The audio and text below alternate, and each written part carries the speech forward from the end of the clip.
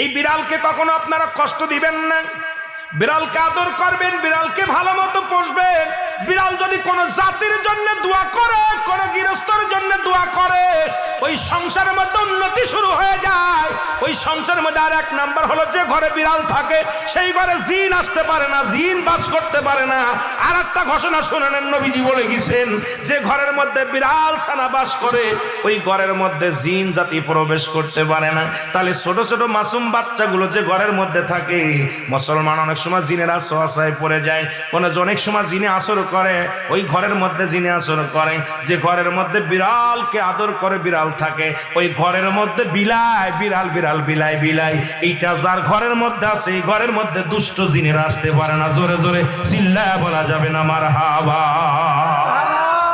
একবার নবী সুলাইমান আলাইহিস সালাম শুনতে পাইলেন পাশের বাড়িতে একটা কুকুরকে কষ্ট দিয়ে বিষ